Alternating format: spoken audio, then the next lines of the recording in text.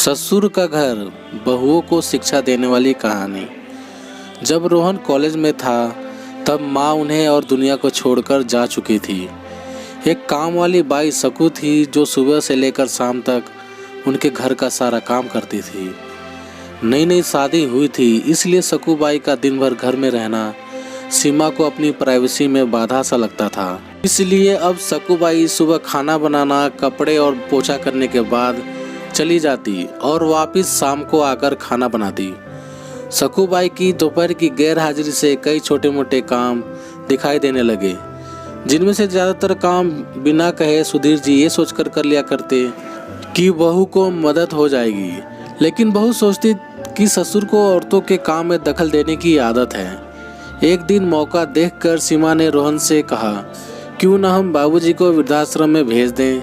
सिर्फ एक बार पैसा भरना पड़ेगा और उन्हें भी अपने उम्र के लोगों का साथ मिल जाएगा। हमें भी अपनी प्राइवेसी के बारे में ज़्यादा सोचना नहीं पड़ेगा। रोहन ने सीमा की बातों पर ज़्यादा ध्यान नहीं दिया। कुछ दिन ही बीते थे कि बाबूजी अपने दोस्तों के साथ एक हफ्ते के लिए पर गए और इत्तेफाक छुट्टी पर थी। फिर क्या, सीमा को जैसे चाहिए था वैसा समय मिलने लगा। अब रोहन रेस्टोरेंट में खाना खा लेता और सीमा का काम ऑमलेट, ब्रेड या मैगी से चल जाता। खाना बनाने की टेंशन नहीं थी, लेकिन घर में होने वाले सारे काम तो अभी भी करने ही थे। ससुर जी की गैर हाजिरी में सीमा को एहसास हुआ कि वह बिना कहे ही जो काम कर लिया करते थे उनसे कितना फर्क पड़ता था। छोटे मोटे लगने वाले यह काम भी काफ़ी समय और एनर्जी लेने वाले थे। कुछ दिनों बीतने के बाद एक दिन रोहन सीमा को कहता है, चलो आज कहीं बाहर घूमकर आते हैं। सीमा बड़ी खुशी खुशी सज धज कर बाहर घूमने के लिए तैयार हो जाती है। रोहन सीमा को अपने घर से 4 किलोमीटर दूर एक चौल में लेकर आता है। एक आदमी रोहन के हाथों में एक चाबी देता है। रोहन उस चाबी को लेकर चौल का एक कमरे का दरवाज़ा खोलता है। कमरा खोलते ही 2 रूम वाले उस छोटे से अंधेरे से भरे घर के अंदर रोहन सीमा को लेकर जाता है और कहता है, कैसा लगा तुम्हें हमारा नया घर।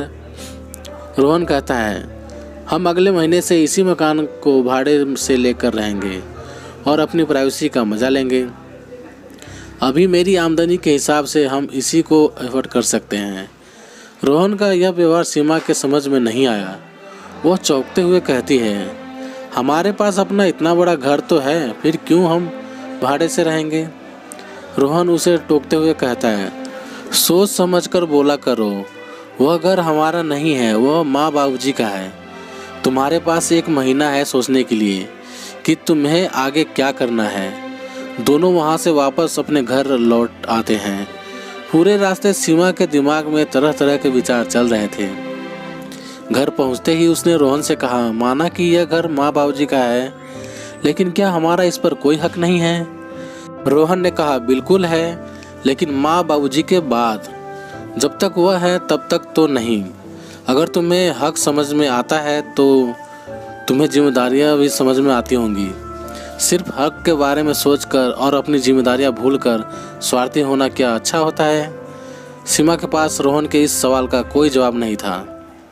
वह सोचने लगी कि उसने अपने क्षणिक सुख के स्वार्थ के लिए इतने नीचे गिरकर ऐसी घटिया सोच अपने दिमाग में आने दी।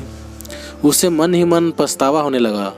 सीमा रोहन से बोली, मुझे माफ़ कर दीजिए, मैं सच में स्वार्थी हो गई थी, मुझसे बहुत बड़ी गलती हो गई।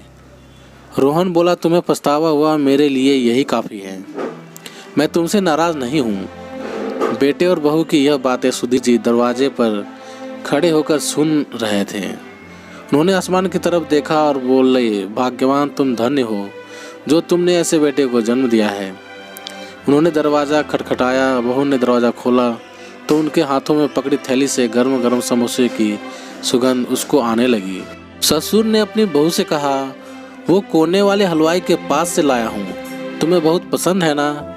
सीमा को अपने ससुर के प्रति विचार और ससुर के उसके प्रति प्यार, उन दोनों का फ़र्क समझ में आते ही उसकी आंखों में पश्चाताप के आंसू और चेहरे पर अपने परिवार के प्यार के कारण मुस्कान आ गई। दोस्तों, इंसानी दिमाग में दिन भर में हजारों विचार आते हैं, कुछ अच्छे कुछ बुरे, लेकिन किसी भी विचार को शब्दों में परिवर्तित करने से पहले उनको समझना बहुत ज़रूरी है। अक्सर विचार और वास्तविकता एक दूसरे से मेल नहीं खाते हैं। हमारे बुजुर्ग जो हमें बोझ लगते हैं, जिनसे हम बात बात में चिढ़ जाते हैं, और ऐसा इसलिए होता है क्योंकि हम स्वार्थी होकर सोचते हैं और हम उनके योगदान को समझ नहीं पाते। वह हमारे जीवन में बहुत अहम किरदार निभाते हैं। तो दोस्तों, आप सभी की इस कहानी के बारे में क्या राय है, कमेंट बॉक्स में लिखकर हमें ज़रूर बताइएगा। यदि कहानी आप सभी को पसंद आई हो तो लाइक कीजिएगा, शेयर कीजिएगा और चैनल पर नए हो तो सब्सक्राइब ज़रूर कीजिएगा।